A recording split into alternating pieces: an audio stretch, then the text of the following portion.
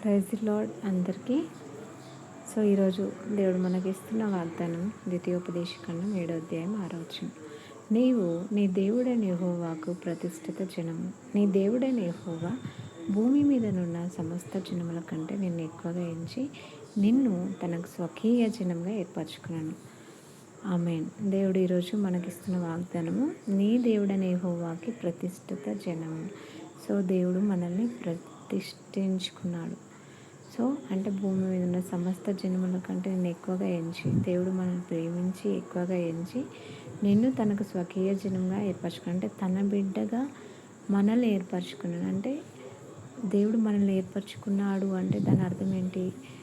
దేవుడు మనం కనుక మన పిల్లలకి యాజ్ ఎ తండ్రిగా తల్లిగా ఏమైతే ఇస్తామో మన బిడ్డలకి, సో దేవుడు కూడా మనల్ని తన జనంగా ఏర్పరచుకొని తన బిడ్డగా ఏర్పరచుకున్నాడు. కాబట్టి మనం అడిగిన ప్రతిదీ దేవుడు ఇవ్వబోతున్నాడు. ఆమేన్. సో అంటే దేవుడు మనల్ని ప్రేమించి తన జనముగా తన బిడ్డగా ప్రతిష్ఠించుకున్నాడు. సో మనకు ఏమి కావాలన్నా తండ్రిగా మనకి ఇవ్వబోతున్నాడు. ఆమేన్. దేవుడి వాగ్దానాన్ని దీవించుగాక. ఆమేన్.